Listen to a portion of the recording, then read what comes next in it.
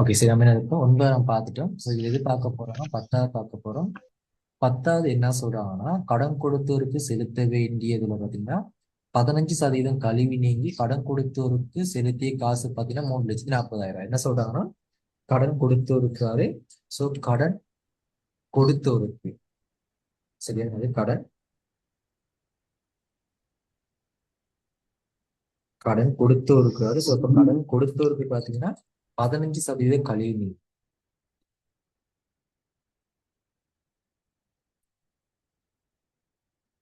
15% கழிவு நீங்கி ஸோ 15% கழிவு நீங்கி ஒன் பை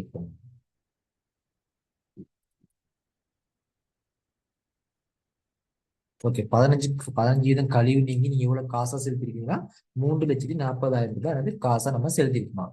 அதாவது கடன் கொடுத்தோருக்கு செலுத்த வேண்டிய தொகையில மொத்த தொகை நமக்கு எவ்வளவுன்னு தெரியாது.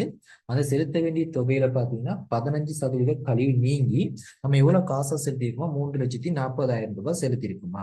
சரியா? அப்ப இதுல வந்து பாத்தீங்கன்னா நம்ம கண்டுபிடிக்கணும். சோ நம்ம காசா செலுத்திருக்கோம். ஓகே அப்ப காசு கண்டிப்பா குறைவடையுது 3,40,000. ஆனா நம்ம என்ன கண்டுபிடிக்கணும் மொத்த கடன் கொடுத்தோரை கண்டுபிடிக்கணும். அதாவது மொத்த மொத்த கடன் கொடுத்தவர் நம்ம என்ன செய்யணும் கண்டுபிடிக்கணும். ஸோ அதை கண்டுபிடிச்சா என்னது ஆன்சர் செய்யக்கூடியதாக காணப்படும். மொத்த கடன் கொடுத்தவர் சரி மொத்த கடன் கொடுத்து நமக்கு தெரியாது. ஸோ மொத்த கடன் கொடுத்து நம்ம கண்டுபிடிக்கணும்.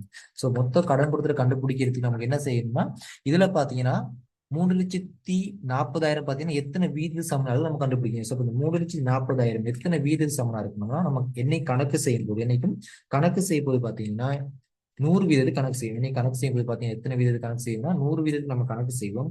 அப்ப இதுல 3,40,000 பாத்தீங்கன்னா எத்தனை வீதத்துக்கு சமனா இருக்குன்னு பார்த்தாங்க. எத்தனை வீதத்துக்கு சமனா இருக்குன்னு பாத்தீங்கன்னா மொத்தம் 100 வீதம். இந்த 100 வீதத்துல 15 வீதம் நீங்களா அவங்க சொல்லியிருக்காங்க 15% நீங்களான்னு சொல்லியிருக்காங்க. ஸோ 15% நீங்களானா 15% கழிச்சோம்னா பேலன்ஸ் ஒரு அமௌண்ட் வரும். ஸோ அப்ப அந்த பேலன்ஸ் அமௌண்ட் எவ்வளவு வரும்னு பாத்தீங்கன்னா பேலன்ஸ் அமௌண்ட் எவ்வளவு வந்திருக்குது. ஸோ மொத்தம் 100 வீதம் 100 வீதத்துல இருந்து 15 வீதம் கழிச்சு எவ்வளவு வரப்போகுது 85 வீதம். மொத்தம் எவ்வளவு வரப்போகுது 85 வீதம் வரப்போகுது. ஸோ அப்ப கடன் கொடுத்தோருக்கு நம்ம எத்தனை வீதம் காசு செலுத்திருக்கோம் 85% காசு தான் நம்ம செலுத்தியிருக்கோம். அப்ப இந்த 3,40,000 பாத்தீங்கன்னா இந்த 3,40,000 பெருமையான காசு எத்தனை வீதத்துக்கு சமனா இருக்கும்னா ஈக்குவல் எத்தனை வீதம் சமனா இருக்கும் பாத்தீங்கன்னா 85 வீதத்துக்கு சமனா இருக்கும். இப்ப நம்ம என்ன செய்யணும்னா ஒரு வீதத்தை கண்டுபிடிக்கணும். ஒரு வீதத்தை கண்டுபிடிச்சு என்ன செய்யணும் 100 வீதத்தை கண்டுபிடிக்கணும். அதே சேம் டைம் பாத்தீங்கன்னா கழிவு பாத்தீங்கன்னா கழிவை கண்டுபிடிக்கணும். ஸோ கழிவு பாத்தீங்கன்னா 15% கழிவை கண்டுபிடிக்கணும். 15% கழிவை கண்டுபிடிக்கணும். ஸோ அப்போ கண்டுபிடிக்க நம்ம என்ன செய்ய போறோம்னா மொத்தம் 3,40,000 இந்த 3,40,000 பிரிக்க போறீங்க 85ஆல பிரிக்க போறீங்க. ஏன் 85ஆல பிரிக்கிறோம் இந்த 3,40,000 எத்தனை வீதத்துக்கு சமமா இருக்குது 85 வீதத்துக்கு. எப்படி 85 வீதம் எடுத்தோம் அவங்க சொல்லியிருக்கிறாங்க பாருங்க கடன் கொடுத்தவருக்கு செலுத்த வேண்டிய அப்ப எவ்வளவு அமௌண்ட் நம்ம செலுத்தணும்னு தெரியாது. செலுத்த வேண்டிய தொகையில பாத்தீங்கன்னா 15% கழிவு நீங்களாக செலுத்திய காசு மட்டும் தான் சொல்றாங்க. அப்ப நம்ம கண்டுபிடிக்கணும். அப்ப என்ன செய்ய போறோம்னா இந்த 3,40,000 85ஆல பிரிச்சா என்ன ஆன்சர் வந்துச்சு 85ஆல பிரிச்சா ஒரு வீதம் வந்திருக்கும். என்ன ஆன்சர் வந்துச்சு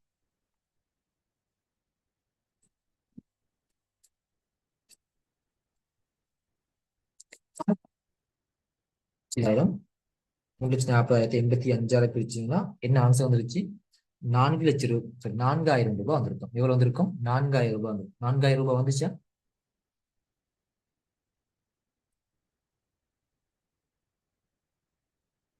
4,000 ரூபாய் வந்துச்சா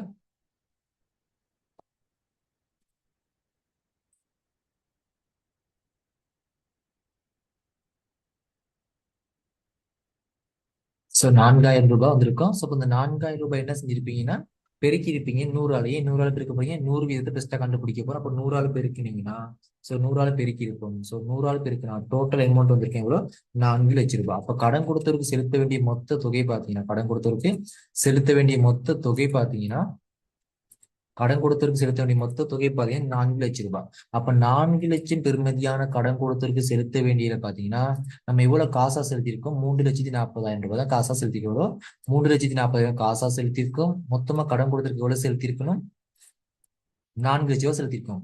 அப்ப 4,00,000 ரூபாய் செலுத்த வேண்டிய இடத்துல எவ்வளவு காசா செலுத்திருக்கீங்க 3,40,000 தான் செலுத்தி இருக்கிறீங்க. அப்ப இடைப்படுற வித்தியாசம் என்னவா இருக்க போகுது கழிவா இருக்க போகுது. அப்ப கழிவு நீங்க கண்டுபிடிக்க போறீங்க. சோ கழிவை கண்டுபிடிச்சேன் என்னது சோ கழிவு பாத்தீங்கன்னா கழிவு கண்டுபிடிக்க போறீங்க. ஸோ இதுக்கு என்ன சொல்லுவோம்? பெற்ற கழிவு. அது பெற்ற கழிவு நம்ம சொல்லுவோம். ஸோ பெற்ற கழிவு பார்த்தீங்கன்னா, பெற்ற கழிவு பார்த்தோம்னா எவ்வளவு வர போறோம்? பெற்ற கழிவு ஈக்குவல் மொத்தம் 4,00,000 ரூபாய். மொத்தம் 4,00,000 ரூபாய். ஸோ இந்த 4,00,000 ரூபாய் என்ன செய்ய போறீங்கன்னா கழிக்க போறீங்க. எதை கழிக்க போறீங்கன்னா 3,40,000 ரூபாய் கழிச்சிருப்பீங்க. 3,40,000 ரூபாய் கழிச்சிருப்பீங்க. ஸோ 3,40,000 ரூபாய் கழிச்சிருந்தீங்கன்னா எவ்வளவு அமௌண்ட் வந்திருக்கும்னா 60,000 ரூபாய் பார்த்தீங்கன்னா கழிவாக இருக்க போகுது. 60,000 ரூபாய் பார்த்தீங்கன்னா அது கழிவாக இருக்க போகுது. 60,000 ரூபாய் பார்த்தீங்கன்னா கழிவாக இருக்க போகுது. ஸோ இப்போ 60,000 ரூபாய் கழிவாக இருந்துச்சுன்னா பேலன்ஸ் பார்த்தீங்கன்னா நம்ம என்ன செய்வோம்? காசை நம்ம கொடுத்துருப்போம். ஸோ இது எதுவும் டவுட்டா இருக்குமா? இந்த 60,000 கழிவு கண்டுபிடிச்சது எதுவும் டவுட்?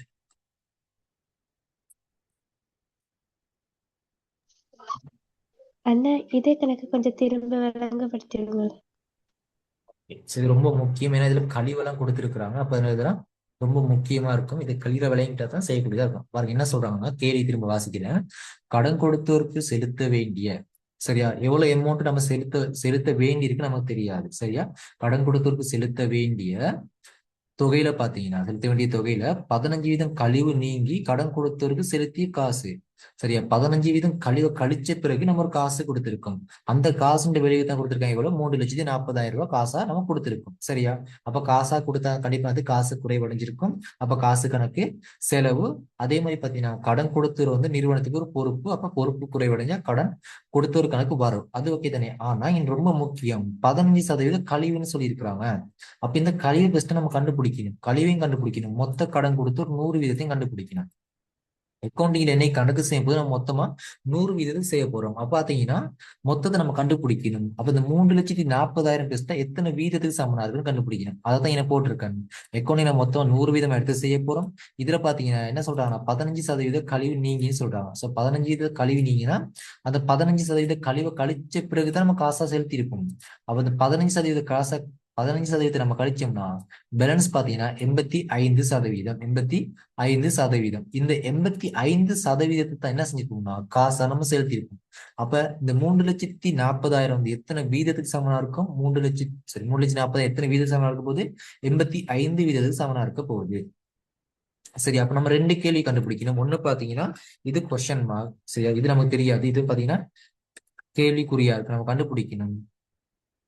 சரி, அதே மாதிரி பாத்தீங்கன்னா 15% நமக்கு தெரியாது. அதையும் நாங்க கண்டுபிடிக்கணும். சரியா, மொத்தம் 100% எவ்வளவு தெரியாது, 15% எவ்வளவு தெரியாது. மொத்தம் நமக்கு எத்தனை வீதம் தெரியும்? 85% மட்டும் தான் தெரியும்.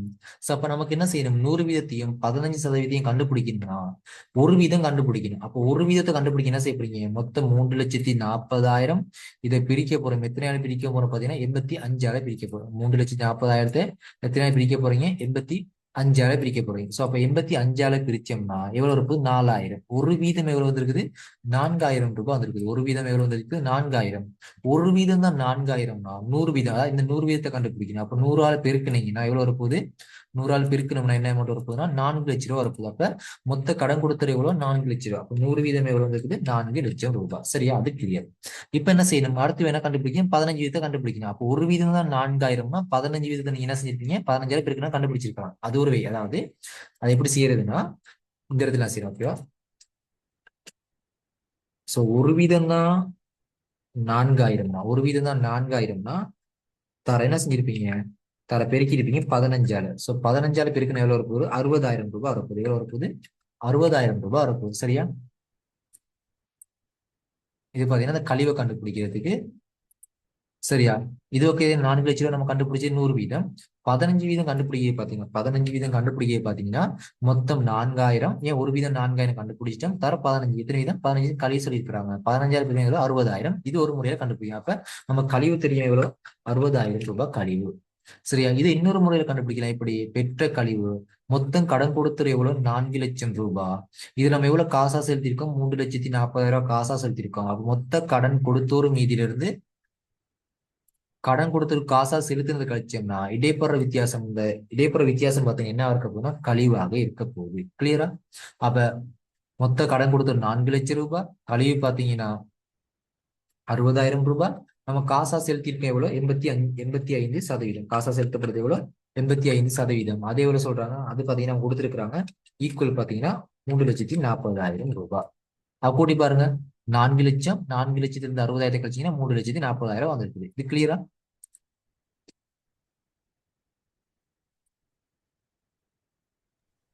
ஓண்ணா கிளியர். இப்ப கிளியரா இருந்துச்சுன்னா இது இப்ப என்ன செய்ய போறோம்னா இதுக்கான இரட்டை ஓண்ணா. எழுத போறோம். அப்ப இதுக்கான இரட்டை பதிவு எழுதும் போது பெஸ்டா பாத்தீங்கன்னா கடன் கொடுத்தவர் வந்து நிறுவனம் சொத்தா பொறுப்பா? கடன் கொடுத்த பொறுப்புண்ணா. பொறுப்பு. கடன் கொடுத்த ஒரு பொறுப்பா இருந்தா நம்ம கடன் கொடுத்தவருக்கு நம்ம காசா செலுத்தணும்னா காசு கூடுமா குறையுமா?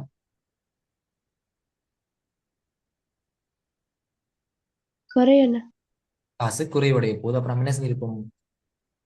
சரி, காசா கொடுத்தோம்னா பொறுப்பு வந்து கூடுமா குறையுமா?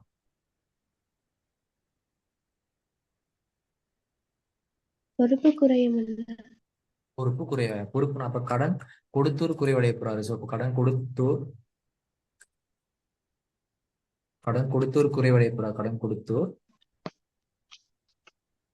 குறைவடைய போறாரு. சோ கடன் கொடுத்தோர் கணக்கு பாத்தீங்கன்னா வரவு. கடன் கொடுத்தோர் கணக்கு பாத்தீங்கன்னா வரவு.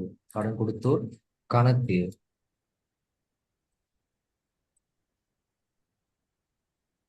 கடன் கொடுத்தோர் கணக்கு கடன் கொடுத்தோர் கணக்கு வரவு எவ்வளவு வரப்போகுது? 4 லட்சம் ரூபாய் வரப்போகுது. வரவு 4 லட்சம் ரூபாய். அடுத்து பாத்தீங்கன்னா பெற்ற கழிவு கணக்கு. பெற்ற பெற்ற கழிவு கணக்கு பாத்தீங்கன்னா செலவு 4 லட்சம் ரூபாய் வரப்போகுது. எனக்கு பெற்ற கழிவு கணக்கு பாத்தீங்கன்னா பெற்ற கழிவு கணக்கு பாத்தீங்கன்னா செலவு. பெற்ற கழிவு கணக்கு செலவு எவ்வளவு வரப்போகுதுன்னா 60,000 ரூபாய் வரப்போகுது. நம்ம கழிவு எவ்வளவு பெற்றிருக்கோம்? 60,000 ரூபாய். அடுத்து பாத்தீங்கன்னா காசு கணக்கு. காசு கணக்கு எழுதப்படும். காசு கணக்கு. சோ காசு கணக்கு செலவு எவ்வளவு வரப்போகுதுன்னா 3,40,000 ரூபாய் வரப்போகுது. இது டவுட் இருக்குதா? ஏதாச்சும் டவுட்?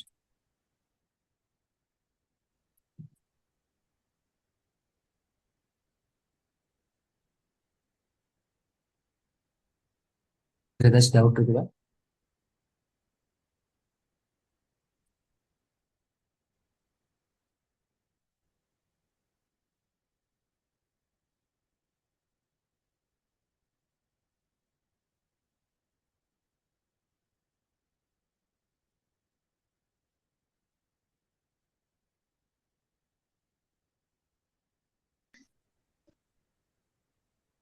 சரியா? அப்போ மேற்கொள்வது ஓகே நினைக்கிறேன். ஸோ அப்போ இரட்டை பதிவு எழுதும் போது ஞாபகம் வச்சுக்கொள்ளுங்க. பெஸ்டா எப்படி வரணும்னா வரவு பெஸ்டா எழுதி அதுக்கு பிறகு தான் செலவு எழுதணும். இது எழுதும் போது இந்த கெப் ஒன்று இருக்கணும். வரவுக்கு செலவு கடையில் பார்த்தீங்கன்னா இந்த ஒரு கெப் ஒன்று இருக்கணும். அதே மாதிரி இந்த அமௌண்ட் கடையில் பார்த்தீங்கன்னா சில ஒரு கெப் ஒன்று இருக்கும். ஸோ இந்த மாதிரி வரணும். ஓகேவா? இது பார்த்தீங்கன்னா இந்த மாதிரி நம்ம எழுதணும். ஸோ இது ஏன் இப்போ எழுதுறாங்கன்னா ஈஸியா வந்து விலை கொள்வதை எழுதுறாங்க. அது மட்டும் இல்லாம வந்து இந்த விளம்பல் வந்து ரொம்ப அவசியம். இந்த விளம்பல் வந்து ரொம்ப அவசியம். இரட்டை பதிவு எழுதும் போது கண்டிப்பா ஞாபகம் வச்சுக்கொள்ளுங்க. இதை எழுந்துறதுக்கு சரியா? இப்ப இதுல நான் எழுதியேன் கடன் கொடுத்தவருக்கு 15% கழிவு நீங்கி கழித்த பிறகு கழிவு கழித்த பிறகு செலுத்திய காசு நான் எழுதிருக்கேன். ஓகேவா?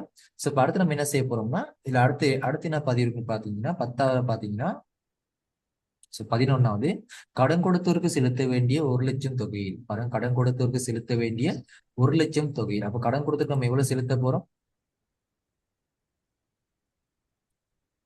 கடன் கொடுத்தவருக்கு செலுத்த வேண்டிய தொகை பார்த்தீங்கன்னா கடன் கொடுத்தவருக்கு செலுத்த வேண்டிய தொகை பார்த்தீங்கன்னா எவ்வளவு காணப்படுதுன்னா 1 லட்சம் ரூபாய் காணப்படுது. சரியா? சோ 1 லட்சம் ரூபாய் கடன் கொடுத்தவருக்கு செலுத்த வேண்டிய தொகை பார்த்தீங்கன்னா கடன் கொடுத்தவருக்கு செலுத்த வேண்டிய தொகை பார்த்தீங்கன்னா 1 லட்சம் ரூபாய் காணப்படுது. சரியா? இந்த 1 லட்சம் ரூபாயில பாத்தீங்கன்னா உரிமையாளர் தனது சொந்த பணத்துல என்னது 1 லட்சம் ரூபாய் கடன் கொடுத்து நம்ம காசா செலுத்தணும். அப்ப இதுல பாத்தீங்கன்னா உரிமையாளர்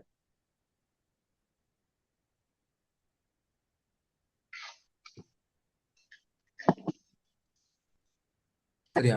உரிமையாளருக்கு நம்ம செலுத்த வேண்டிய காசு பாத்தீங்கன்னா உரிமையாளர் தனது சொந்த பணத்துல இருந்து எவ்வளவு காசா செலுத்திருக்காங்கன்னா 40 வீதமானது 40 வீதமானது பாத்தீங்கன்னா அவர் தன் சொந்த பணத்தை வந்து காசா செலுத்தியிருக்காரா. பேலன்ஸை பாத்தீங்கன்னா நிறுவன காசு வந்து செலுத்திருக்காங்க. பேலன்ஸ் பாத்தீங்கன்னா நிறுவன காசு வந்து செலுத்திருக்காங்க. அதாவது நிறுவன காசுல இருந்து செலுத்திருக்காங்க. அப்ப பேலன்ஸ் பாத்தீங்கன்னா நமக்கு எத்தனை வீதம் தெரியாது. சோ அந்த வீதத்தை நம்ம என்ன செஞ்சுக்கலாம்னா கண்டுபிடிச்சு கொள்ளலாம். மொத்தம் பாத்தீங்கன்னா நம்ம 100 வீதமா கணக்கு செய்ய போறோம். அதாவது மொத்தம் பாத்தீங்கன்னா 100 வீதமா எடுத்து கணக்கு செய்ய போறோம். இந்த 100 வீதத்துல பாத்தீங்கன்னா 40 வீதம் வந்து உரிமையாளருடையதா இருந்தா, 40 வீதம் பாத்தீங்கன்னா உரிமையாளருடையதா இருந்தா பேலன்ஸ் பாத்தீங்கன்னா எவ்வளவு கண்டுபிடிச்சு கொள்ளலாம். அப்ப 100 வீதம் மைனஸ் எத்தனை வீதத்தை கழிக்க போறீங்க, 40 வீதத்தை கழிக்க போறோம். அப்ப 40 வீதத்தை கழிச்சோம்னா பேலன்ஸ் எத்தனை வீதம் வரப்போகுதுன்னு பாத்தீங்கன்னா 60 வீதம் வரப்போகுது. பேலன்ஸ் பாத்தீங்கன்னா எவ்வளவு வரப்போகுதுன்னா 60 வீதம். அப்ப அந்த 60 வீதமான காசை வந்து இது யார் செலுத்திருப்பாங்கன்னா நிறுவன காசு வந்து செலுத்திருப்பாங்க. எதுல செலுத்திருப்பாங்க, நிறுவன காசு இருந்து. அப்ப நிறுவன காசு எவ்வளவு, 60%. நிறுவன காசு பாத்தீங்கன்னா எவ்வளவு வரப்போகுதுன்னா 60% வந்து நிறுவன காசு வந்து செலுத்திருப்பாங்க. அப்ப இதுக்கான இரட்டை பதிவு கேட்கிறாங்க. சோ அப்ப இதுக்கான இரட்டை பதிவு எப்படி வரப்போகுதுன்னா ஃபர்ஸ்ட் அமௌண்ட்டை கண்டுபிடிக்க போறோம். மொத்தம் 1,00,000 இந்த இடத்துல செய்யறேன். மொத்தம் 1,00,000. சோ இந்த 1,00,000 என்ன செஞ்சிருப்பீங்க, பெருக்கி இருப்பீங்க. எத்தனையால பெருக்கி இருப்பீங்கன்னா 40ஆல பெருக்கி 100ஆல பிரிச்சிருந்தீங்க. 40ஆல பெருக்கி 100ஆல பிரிச்சிருந்தீங்க அமௌண்ட் வந்திருக்கும். என்ன அமௌண்ட் வந்திருக்கும், 40,000 ரூபாய் பாத்தீங்கன்னா உரிமையாளர் தன் சொந்த பணத்தை செலுத்தியிருப்பாரு. 1,00,000 தர 40 பிரிச்சிருப்பீங்க 100ஆல. சோ 40,000 பாத்தீங்கன்னா உரிமையாளர் தன் சொந்த பணத்தை செலுத்தியிருப்பார். 40 வீதம் எவ்வளவு வரப்போகுது, 40,000 ரூபாய் வரப்போகுது. 40 வீதம் எவ்வளவு, 40,000 ரூபாய் வரப்போகுது. அப்ப 40,000 பதிவு உரிமையாளர் சொந்த பணத்தை செலுத்தியிருப்பாரு. அப்ப 60 வீதத்தை கண்டுபிடிக்கணும்னா அதே மாதிரி என்ன செய்ய போறீங்க, 60 வீதத்தை கண்டுபிடிக்க போறீங்க. சொந்த இடத்துல நான் செய்யறேன். 60 வீதத்தை கண்டுபிடிக்கிறது என்ன செய்வீங்கன்னா அதே இடத்துல மொத்தம் 1,00,000. சோ இந்த 1,00,000 என்ன செஞ்சிருப்பீங்கன்னா பெருக்கி இருப்பீங்க. 1,00,000 பெருக்கி இருப்பீங்க. எத்தனையா பெருக்கி இருப்பீங்க, 60ஆல பெருக்கி இருப்பீங்க. பெருக்கிட்டு பிரிச்சிருப்பீங்க 100ஆல. சோ பிரிச்சுட்டு எவ்வளவு வந்திருக்குன்னு பாத்தீங்கன்னா 60,000 ரூபாய் வந்திருக்கும். எவ்வளவு வந்திருக்கும், 60,000 ரூபாய் வந்திருக்கும். அப்ப 60,000 பாத்தீங்கன்னா நிறுவன காசுன்னு செலுத்திருப்பாங்க. அப்ப 60 வீதம் ஈக்குவல் வந்து எதுக்கு வர போறாங்க, நிறுவன காசுன்னு செலுத்திருப்பாங்க அந்த 60,000 ரூபாய். இந்த கண்டுபிடிச்சது டவுட் இருக்குது, 60,000 40,000 எதுவும்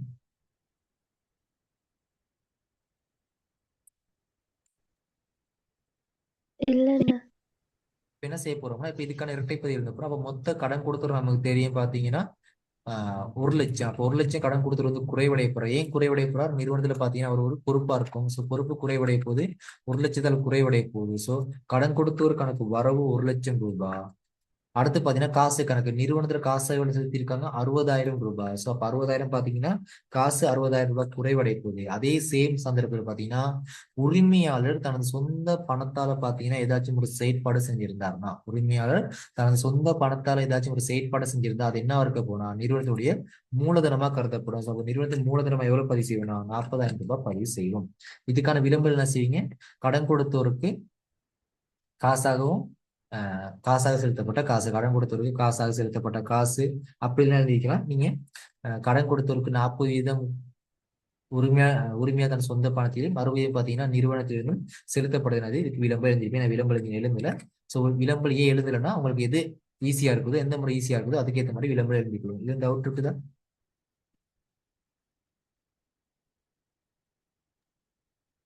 இல்லைண்ணா. கிளியர் தான். எதுவும் டவுட் இருந்தா கேட்டுக்கொள்ளுங்க, எக்ஸ்பிளைன் பண்ணிட்டே போயிடும். டவுட் இருக்குதானே, இல்லைண்ணா, டவுட் இல்லை. பார்க்க போறோம். இதுல 12வது பார்க்க போறோம். ஸோ 12 என்ன சொல்றாங்கன்னா வருடாந்த சம்பள கொடுப்பனவு பாத்தீங்கன்னா 5,00,000. அப்போ ஒவ்வொரு வருடம் நம்ம எவ்வளவு சம்பள கொடுப்பனவு செய்ய போறோம்னா 5,00,000 கொடுக்க போறோம். அப்ப இது என்ன சொல்றாங்கன்னா 40% மட்டும் பாத்தீங்கன்னா நிறுவனம் காசாக செலுத்தி உள்ளதான். அப்ப மொத்த சம்பளம் பாத்தீங்கன்னா, அப்ப சம்பளம் சொல்றாங்க.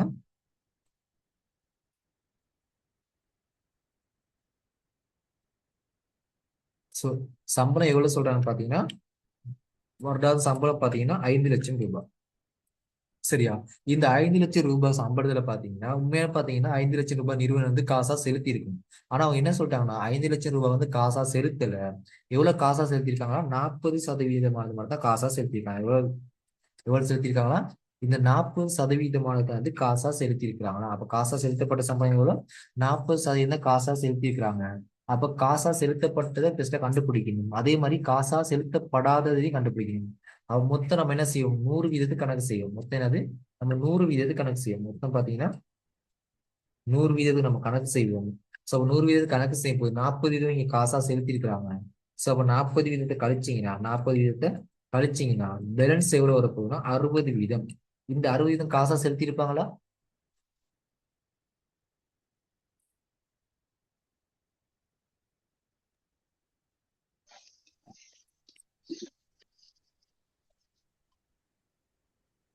ஆஹ் சொன்ன ஒரு இலக்கணிச்சது இந்த 60 வீதம் காசா செலுத்தியிருப்பாங்களா இல்லையா?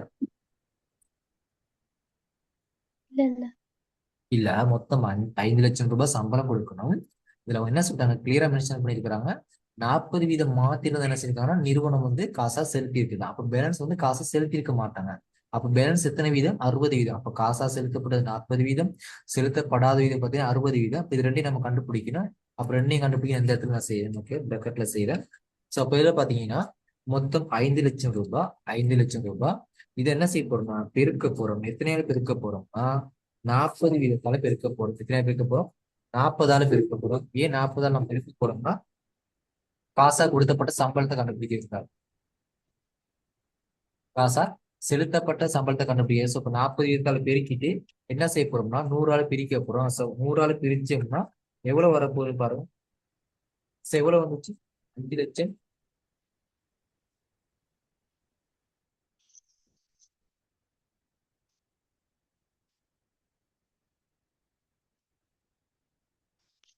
அதுல காசுக்குன்னா 2 லட்சம் வந்துச்சு.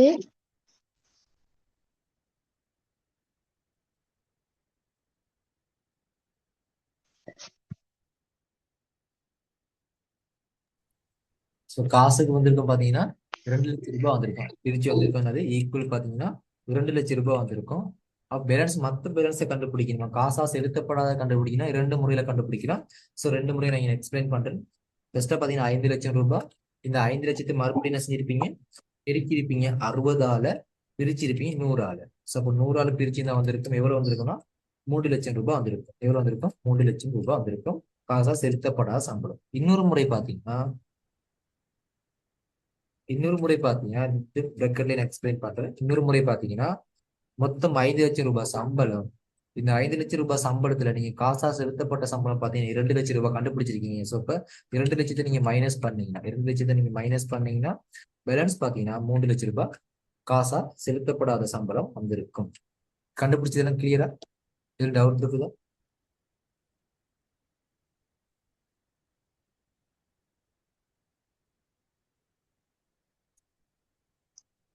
இல்லண்ணா.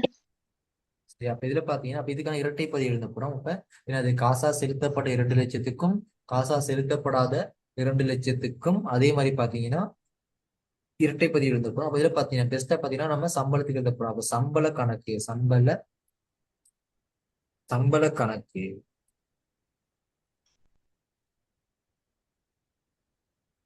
வரவு.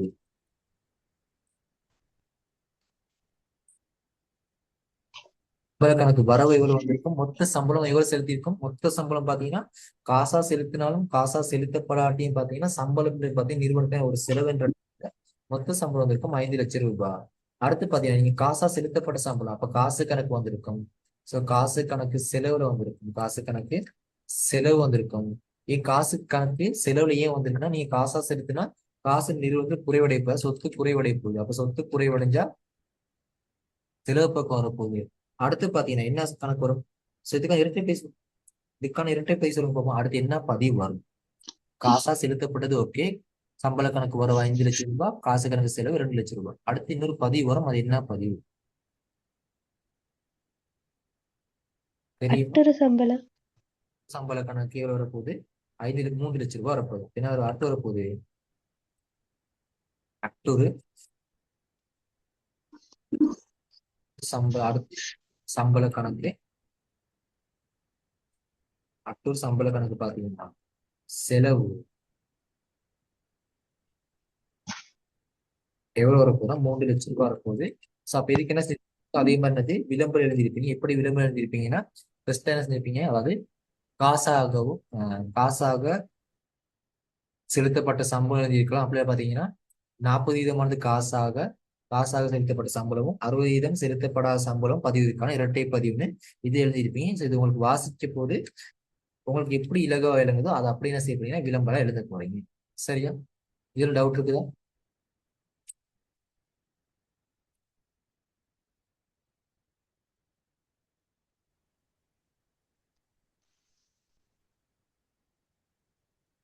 சரி, நம்ம அடுத்து என்ன பார்க்க போறோம்னா 13வது செலுத்திய வங்கி தவணை கட்டணம் 30,000 ரூபாய். அடுத்து என்ன சொல்றாங்க? செலுத்திய வங்கி தவணை கட்டணம் 30,000 ரூபாய். அப்ப என்ன செலுத்திருக்காங்க, வங்கி தவணை கட்டணம். வங்கி தவணை கட்டணம் செலுத்திருக்காங்க. எவ்வளவு செலுத்திருக்காங்கன்னா 30,000 செலுத்திருக்காங்க. வங்கி தவணை கட்டணம் எவ்வளவு செலுத்திருக்காங்க,